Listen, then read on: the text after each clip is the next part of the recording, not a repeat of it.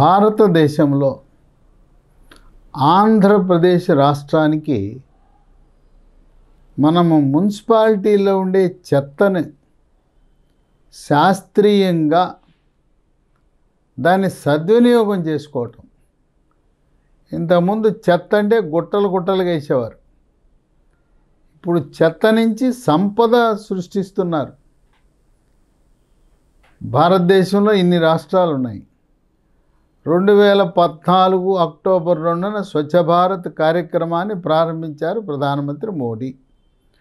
ఆనాటి నుంచి కూడా ఆంధ్రప్రదేశ్ రాష్ట్రం తనదైన శైలిలో విభిన్నమైన రీతిలో ఈ యొక్క స్వచ్ఛ భారత్ స్వచ్ఛాంధ్ర కార్యక్రమాన్ని చేపట్టింది. భారతదేశంలో ఎక్కడా లేని విధంగా స్వచ్ఛ ఆంధ్ర కార్పొరేషన్ ఏర్పాటు చేశారు. మిగతా రాష్ట్రాల్లో ఈ స్వచ్ఛ భారత్ కార్యక్రమాలను మున్సిపాలిటీ వాళ్ళే నిర్వహిస్తున్నారు, మున్సిపల్ శాఖే నిర్వహిస్తున్నారు. ఈ ప్రత్యేక కార్పొరేషన్ ఉండటం వల్ల మనం దేశంలోనే స్వచ్ఛ భారత్ కార్యక్రమాల్లో అగ్రస్థానంలో ఉన్నాం.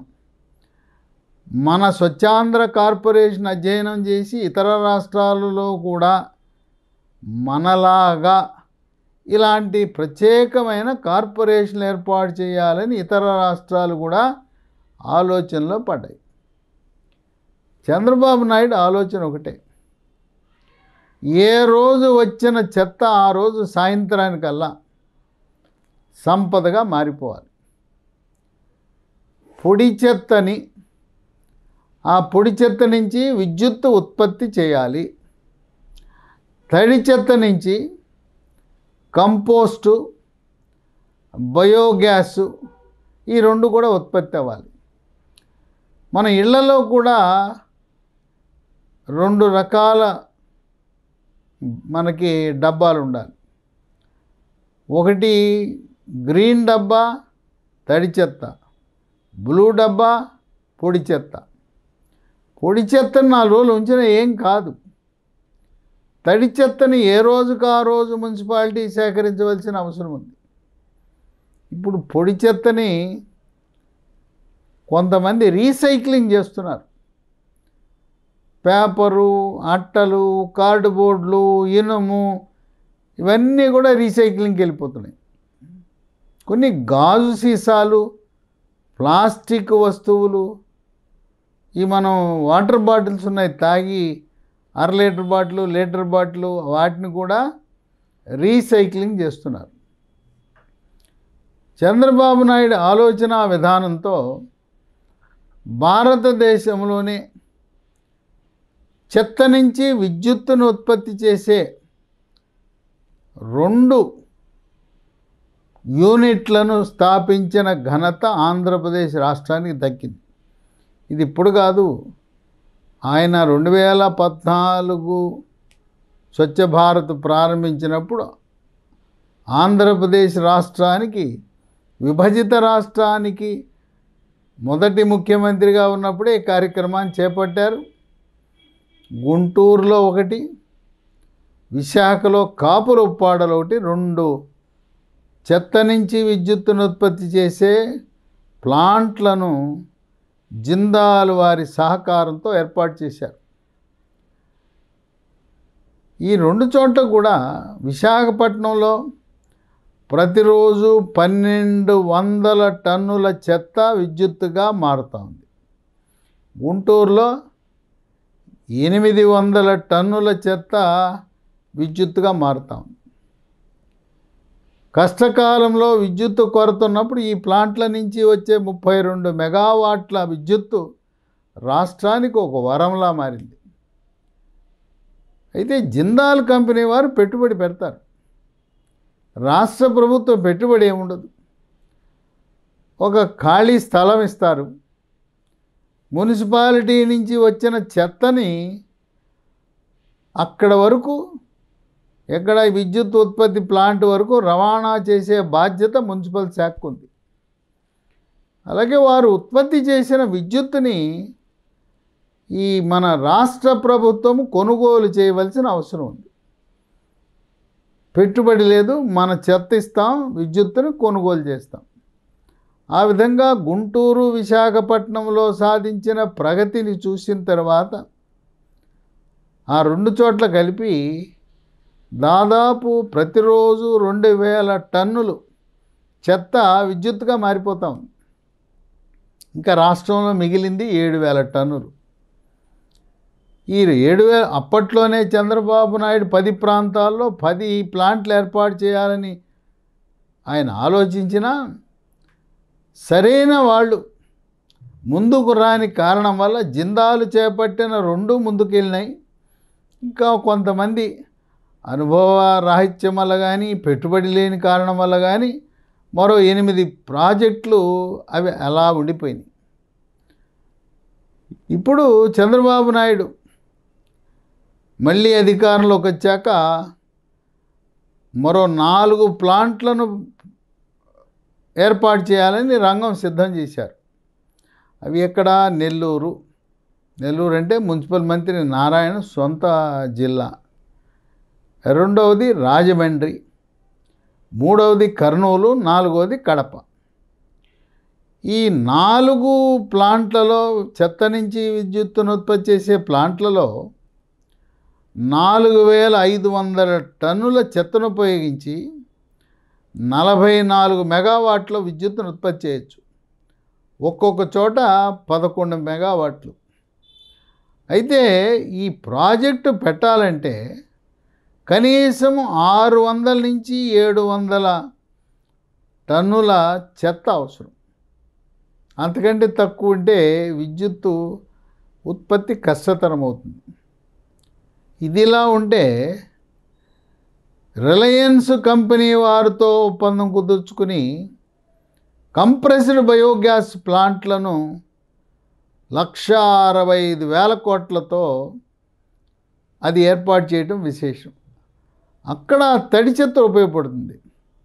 హోటళ్లలోనూ, హాస్టళ్లలోనూ, అలాగే కూరగాయల మార్కెట్లలోనూ, మటను చేపల మార్కెట్లలోనూ అక్కడ మిగిలిన తడి చెత్త వ్యర్థాలను ఈ కంప్రెస్డ్ బయోగ్యాస్ ఉత్పత్తికి ఉపయోగించవచ్చు. ఈ ప్రాజెక్టులు ఎవరి సహకారంతో నడుస్తున్నాయి? ఆంధ్రప్రదేశ్ రాష్ట్ర ప్రభుత్వ అధీనంలో ఉండే నెడ్ cap, new and renewable energy development corporation of Andhra Pradesh. ఆ నెడ్ క్యాప్ వాళ్ళ యొక్క పర్యవేక్షణలో ఈ ప్రాజెక్టుల నిర్మాణం జరుగుతూ ఉంది. ఈ ప్రాజెక్టుల నిర్మాణంలో అనేక అంశాలు ఉంటాయి. దానికి ప్రాజెక్ట్ కన్సల్టెంట్గా ఒక అంతర్జాతీయ సంస్థ, అనుభవం కలిగిన సంస్థ కేపీఎంజీ అనే దాన్ని పెట్టుకోవడం జరిగింది. వాళ్ళ పని ఏంటి? కేపీఎంజీ వాళ్ళ పని బిడ్ డాక్యుమెంట్లు తయారు చేస్తారు, టెండర్ డాక్యుమెంట్లు తయారు చేస్తారు, రిక్వెస్ట్ ఫర్ ప్రపోజల్ అంటారు. అలాగే కొన్ని ఈ ఉత్పత్తి చేస్తామని ముందుకొచ్చిన కంపెనీ ప్రభుత్వానికి మధ్యన కొన్ని ఒప్పందాలు ఉంటాయి. ఆ ఒప్పందాలని సాంకేతికంగా కన్సెషన్ అగ్రిమెంట్ అని, అక్కడ ఉత్పత్తి అయిన విద్యుత్తుని కొనుగోలు చేసేదాన్ని పీపీఏ అంటే పవర్ పర్చేజ్ అగ్రిమెంట్ అని. దీనికి పారదర్శకంగా అన్ని కంపెనీలకు అవకాశం ఇచ్చే విధంగా టెక్నికల్ బిడ్ అంటే సాంకేతిక పరిజ్ఞానం ఈ కంపెనీకి ఉన్నదా లేదా, అనుభవం ఉన్నదా లేదా, చేయగలరా లేదా అనే అంశాన్ని పరిశీలిస్తారు. ఆ తర్వాత ఆర్థికపరమైన అంశాలతో కూడుకున్న ఫైనాన్షియల్ బిడ్, విద్యుత్తు ఏ రేటుకి ప్రభుత్వానికి అమ్ముతారు అనే అంశం పరిగణలోకి వస్తుంది. ఇవన్నీ కూడా కేపీఎంజీ అనే సంస్థ ప్రభుత్వానికి సహకరిస్తూ, మున్సిపల్ శాఖకు సహకరిస్తూ మొట్టమొదటి దీన్ని విడివిడిగా వేశారు టెండర్లు. నెల్లూరుకు వేరే, రాజమండ్రికి వేరే, కర్నూలుకు వేరే, కడపకు వేరే. నెల్లూరులో ఉన్న టెండరు ఫైనల్ అయింది, ఆ ప్రక్రియ అంతా ముగిసింది. అక్కడ జిందాల్ కంపెనీ వారు నెల్లూరులో చెత్త నుంచి విద్యుత్తుని ఉత్పత్తి చేయటానికి ఆ ప్రాజెక్ట్ని చేజెక్కించుకున్నారు. జిందాల్కి విశేష అనుభవం ఉంది. ఆర్థికంగా ఎటువంటి ఇబ్బందులు లేవు. బ్యాంకుల నుంచి అప్పు తేకపోయినా వారి సొంత నిధులతో నిర్మాణం చేయగలిగిన ఆర్థిక స్థిరత్వము, స్తోమత కలిగి ఉన్నది జిందాల్. మన రాష్ట్రంలోనే గుంటూరులో, విశాఖపట్నంలో 2 ప్లాంట్లు విజయవంతంగా నిర్వహించడమే కాక వారు గుజరాత్లో ఉన్నాయి, ఢిల్లీలో ఉన్నాయి, మధ్యప్రదేశ్లో ఉన్నాయి. ఇలా దేశంలో నలుమూలల ఎక్కువ సంఖ్యలో విద్యుత్తు ఉత్పత్తి, చెత్త నుంచి విద్యుత్తును ఉత్పత్తి చేసే ప్రాజెక్టులు జిందాల్ కంపెనీకి ఉండటం, వారికి విశేషమైన అనుభవం ఉండటం వారికి కలిసి వచ్చిన అంశం. త్వరలో రాజమండ్రి, కర్నూలు, కడప ఆ టెండర్ల ప్రక్రియ జరుగుతూ ఉంది. రాజమండ్రిలో నిర్మాణం చేయబోతున్న ప్రాజెక్టులో రాజమండ్రి, కాకినాడ ఆ 2 ప్రాంతాల నుంచి చెత్తని ఈ ప్లాంట్కు తరలిస్తారు. కేవలం మున్సిపాలిటీల్లో ఉండే చెత్తే కాకుండా ఈ ప్లాంట్ చుట్టుపక్కల ఉండే 60 కిలోమీటర్ల పరిధిలో ఉండే నగర పంచాయతీలు, మున్సిపాలిటీలే కాక గ్రామ పంచాయతీలలో ఉత్పత్తి అయిన చెత్తను కూడా ఈ విద్యుత్ ఉత్పత్తికి వినియోగించాలని స్వచ్ఛాంధ్ర కార్పొరేషన్ ఒక ప్రణాళికను రచించింది. కనుక పట్టణాభివృద్ధి శాఖ, గ్రామీణాభివృద్ధి శాఖ 2 వేరువేరైనా ఈ చెత్తని సద్వినియోగం చేసే అంశంలో 2 కలిసి పనిచేయటం అనేది జరుగుతూ ఉంటుంది. దీని లక్ష్యం ఏంటంటే, ఏ రోజు ఉత్పత్తి అయిన చెత్త ఆ రోజు సాయంత్రానికల్లా అది విద్యుత్తుగా ఉత్పత్తి అయిపోవాలి. ఇప్పటికే ఎప్పటి నుంచో తాతల తరాల నుంచి, వందల సంవత్సరాల నుంచి డంప్ యార్డులుగా పరిగణిస్తూ ఊరు మధ్యలో గుట్టలు గుట్టలుగా చెత్త పెరిగిపోయింది. అక్కడ కొంతమంది నుప్పు పెడుతుంటారు, లేదా అక్కడ ఉత్పత్తి అయ్యే మీథేన్ అనే గ్యాసు ప్రభావం వల్ల మంటలు చెలరేగుతుంటాయి. విజయవాడ నగరంలో సింగు నగర్లో అతిపెద్ద డంపింగ్ యార్డ్ ఉంది. ఆ డంపింగ్ యార్డ్లో పొగలు, సెగలు, దుమ్ము, ధూళి, దుర్వాసన ఆ చుట్టుపక్కల ఉండే ప్రజలకు ఎంతో అసౌకర్యాన్ని కలిగించేది. దానికి చంద్రబాబు నాయుడు, మున్సిపల్ శాఖ నారాయణ ఒక చక్కటి పరిష్కార మార్గాన్ని కనుగొన్నారు. భారతదేశంలో మొట్టమొదటిసారిగా వందల సంవత్సరాల నుంచి ఉన్న ఈ డంపింగ్ యార్డులకు విముక్తి కల్పించారు.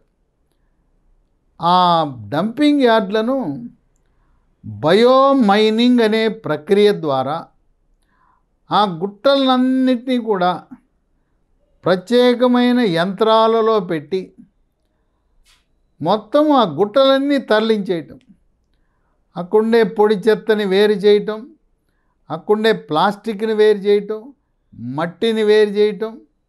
ఈ డంపింగ్ యార్డులలో యంత్రాలలో ప్రవేశపెట్టిన తర్వాత వచ్చిన మట్టిని గోతులు, పల్లపు ప్రాంతాలు పూడ్చడానికి, లేదు రోడ్లలో అడుగు భాగము అక్కడ వాడటానికి ఉపయోగిస్తున్నారు. ఆ విధంగా విజయవాడలో సింగునగర్లో ఉండే ఆ గుట్టలన్నీ తొలగించారు. దీనికి రాష్ట్ర ప్రభుత్వమే ఈ గుట్టలు తొలగించి మళ్ళీ పూర్తిగా ఆ స్థలాన్ని అప్పజెప్పే విధంగా చర్యలు తీసుకుంటా ఉంది.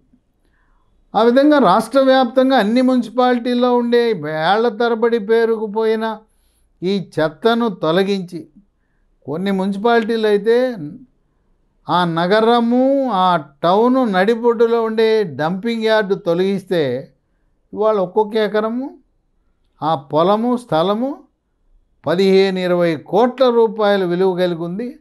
ఆ విధంగా ఓ పక్క డంపింగ్ యార్డు పోతుంది, తర్వాత విలువైన భూమిని మున్సిపల్ శాఖ తన అవసరాలకు సద్వినియోగం చేసుకుని ఒకానొక డంపింగ్ యార్డు, ఒకప్పటి డంపింగ్ యార్డు త్వరలో మున్సిపల్ షాపింగ్ కాంప్లెక్స్లకు, అలాగే గృహ నిర్మాణానికి, లేదు పెద్ద పెద్ద మల్టీప్లెక్స్ల నిర్మాణానికి కూడా ఉపయోగపడే పరిస్థితి రాబోతాం.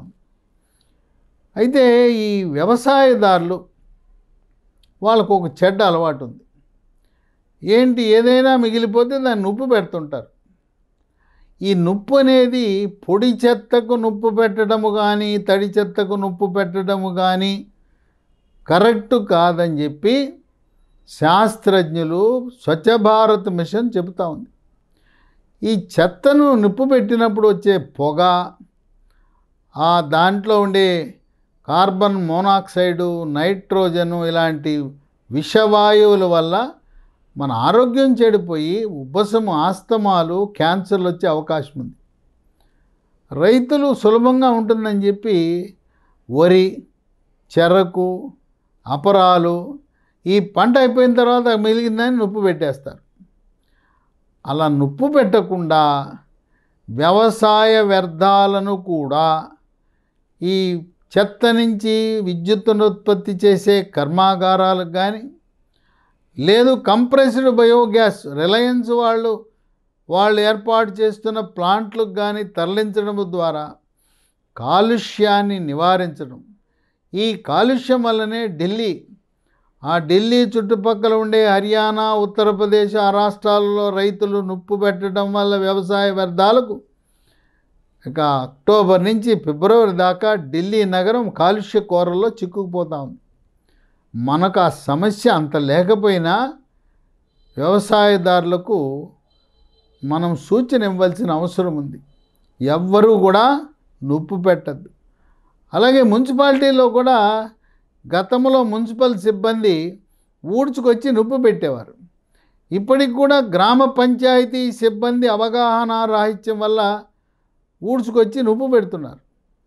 ఆ గ్రామాధికారులు, గ్రామంలో ఉండే సర్పంచ్ ఎవరు కూడా గ్రామాలలో అవి ఎండిపోయిన చెట్లు కానీ, పొడి వ్యర్థాలు కానీ, లేదు డంపింగ్ యార్డ్లో కానీ నుప్పు పెట్టకూడదు. దానివల్ల మనకి మనుషుల ఆరోగ్యానికి, అలాగే జంతువుల ఆరోగ్యం, గ్రామాల్లో పశువులు ఉంటాయి, గేదెలు, ఆవులు, మేకలు, గొర్రెలు, మనతో పాటు ఈ పొగ, దాంట్లో ఉండే కాలుష్యం వల్ల జంతువుల ఆరోగ్యం కూడా ఇబ్బంది కలిగే అవసరం ఉంది. ఇక ఇండస్ట్రియల్ లోకల్ అథారిటీస్ అని పారిశ్రామిక మున్సిపాలిటీలని ఏర్పాటు చేశారు. ఈ పారిశ్రామిక మున్సిపాలిటీలో ఉత్పన్నమయ్యే చెత్తను కూడా ఈ చెత్త నుంచి విద్యుత్తును ఉత్పత్తి చేసే ప్రాజెక్టుకు తరలించడం ద్వారా పారిశ్రామిక వాడలు కూడా చక్కగా శుభ్రంగా ఉండే అవకాశం ఉంది.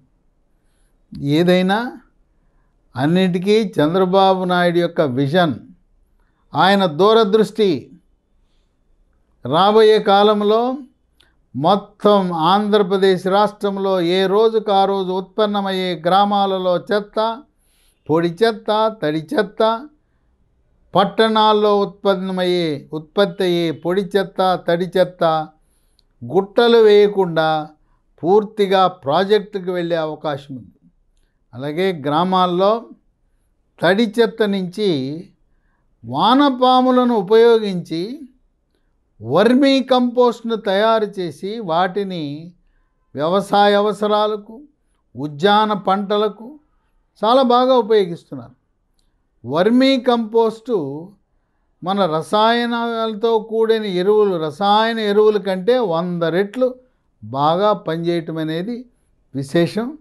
ఏదైనా ఆంధ్రప్రదేశ్ రాష్ట్రం చెత్త నుంచి విద్యుత్తును ఉత్పత్తి చేయటంలో దేశంలోనే ఇతర రాష్ట్రాలకు ఆదర్శంగా ఉంటూ ఇదంతా ఈ ఘనత ఎవరికి దక్కుతుందంటే చంద్రబాబు నాయుడికి, ఆయనతో కలిసి వ్యూహరచనలో సహకరిస్తున్న మున్సిపల్ మంత్రి పి నారాయణకని రాజకీయ విశ్లేషకులు, ఆర్థిక రంగ నిపుణులు భావిస్తున్నారు.